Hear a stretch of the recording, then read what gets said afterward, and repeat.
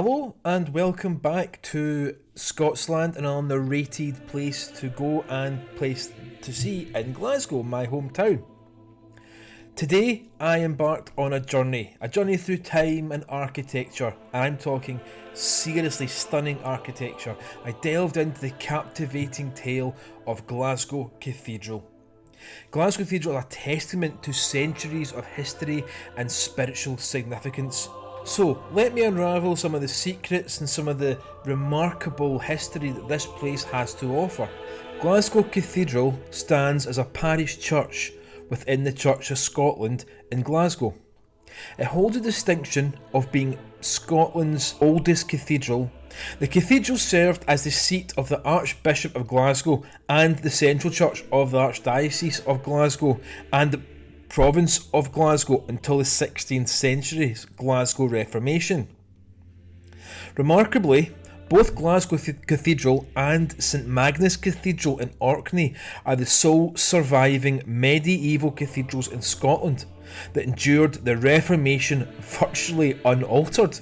Dedicated to St Mungo, Glasgow's patron saint, the cathedral houses the tomb of St Mungo in its lower church, forming the spiritual centre of the structure. Glasgow Cathedral has been under Crown ownership since 1587. The entire cathedral came under state care in 1857 and is presently overseen by Historic Environment Scotland. The history of Glasgow Cathedral is intimately intertwined with that of the city. According to the legend, in the 6th century, St Mungo, who is, as I say, the patron saint of Glasgow, brought the body of a revered figure named Fergus for burial at a place called Cathurs, later known as Glasgow. St Ninian is believed to have consecrated the burial ground on the western bank of the Molinder Burn in the 5th century. The Molinder Burn actually runs under Glasgow, and at certain parts there is stones in the People's Palace and Glasgow Green where it tells you you're actually standing above the burn. Now, St Mungo established a monastic cell in the burial ground and was interred in his church there in 614. His shrine in the lower church of the Glasgow Cathedral became a significant pilgrimage site during the medieval period. Built over St Mungo's resting place, the cathedral gradually took shape over approximately 150 years, not without halts and redesigns. Archaeological excavations between 1988 and 1997 unveiled remnants of this initial stone cathedral beneath the current cathedral's floor. After the defeat of Somerled in 1164 at the Battle of Renfrew, Somerled's head was brought to the cathedral. In 1175, Pope Alexander III acknowledged Glasgow as a special daughter of Rome, freeing the diocese from the supremacy of the Archbishop of York.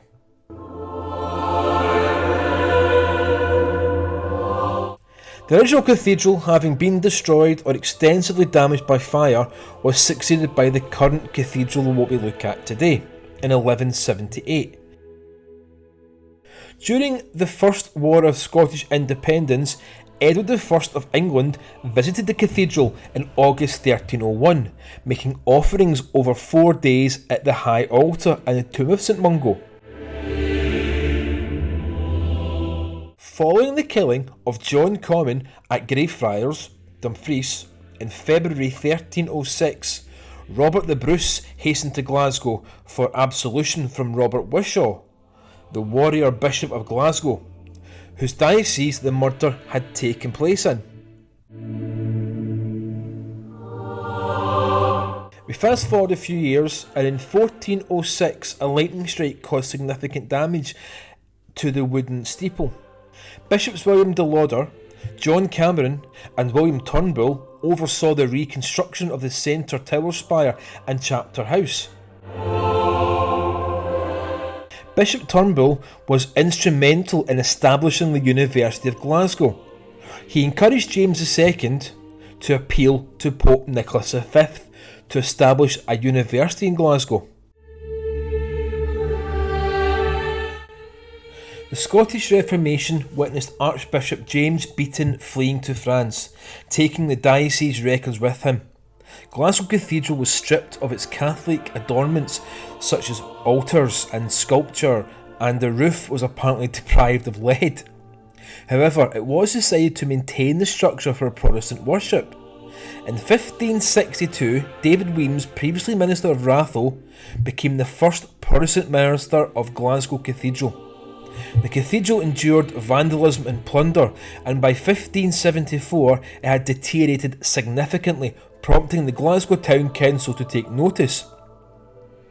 In that year, the council raised a £200 tax for repairs to the cathedral. I wonder how much it would have been today. The restoration and adaptation for Presbyterian worship extend over several years. Many windows were bricked up. In 1579, members of the Glasgow Trades House defended the cathedral from further dilapidation, enabling it to endure the Reformation relatively unscathed. In 1581, James VI granted income from various lands to Glasgow town for the cathedral's maintenance. In 1584, Reverend Weems was removed from the pulpit by the cathedral by town council members and other supporters of Episcopalianism, making way for Robert Montgomery, appointed as the Tulchan Archbishop of Glasgow by the Duke of Lennox.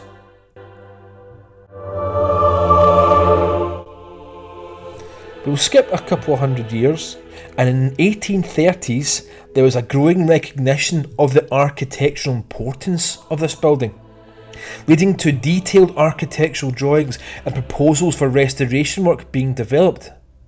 By 1835, both the Outer High Kirk and the Barony Kirk had vacated the premise, leaving the Inner High Kirk congregation as the sole occupants of the cathedral. In 1843, the graves and soil were removed from the lower church. Restoration work was undertaken in the crypt and the chapter house, restoring the original floor levels and reopening the windows. The 1840s witnessed the demolition of the two towers flanking the west front.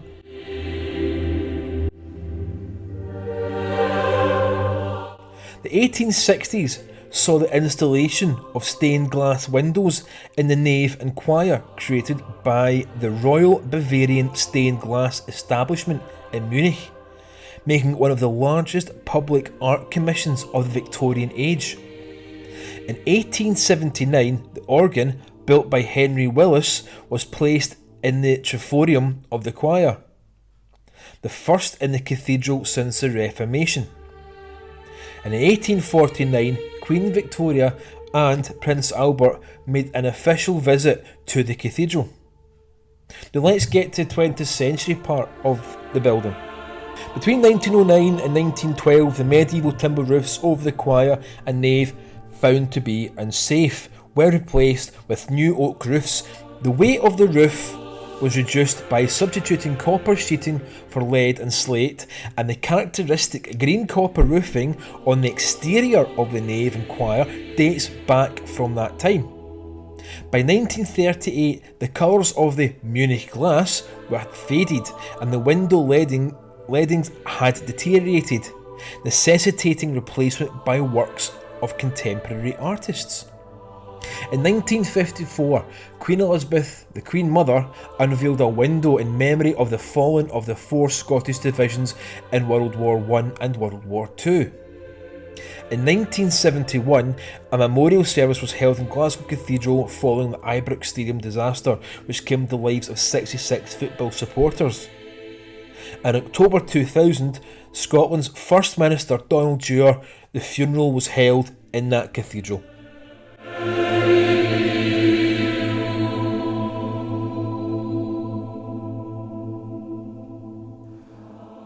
In 1977, Queen Elizabeth attended services of Thanksgiving at Glasgow Cathedral to mark her Silver Jubilee and her Diamond Jubilee in 2012.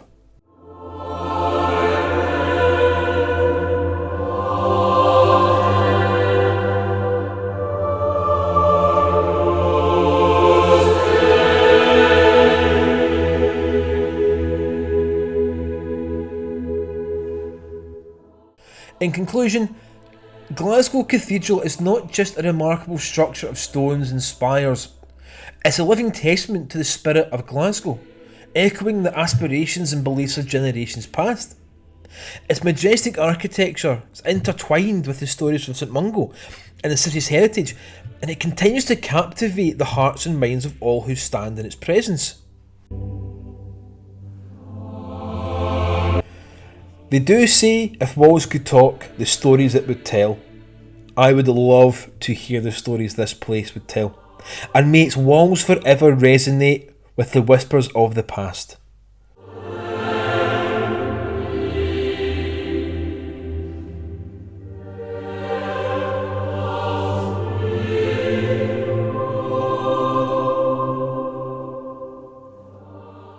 I want to take this time just to say thank you for joining me on this trip, and thank you for joining me on all my previous videos I've done so far. I hope you enjoyed them, and I hope you will continue to enjoy them. I do try and take you through many years of history. I take you through what's going on now in Scotland, now in Glasgow, and explore new places and always have that adventure. So just want to say thank you. And if you're brand new here, thank you so much for joining me. It's much appreciated. Welcome to the family. You are in fantastic company. So remember to hit that subscribe button, hit that like button, and hit that share button. Oh, and don't forget to hit that notification bell. You don't want to miss anything that goes up. So hopefully you can join me on my next adventure. And until the next adventure, guys, have a good one. Look after yourselves. Bye bye.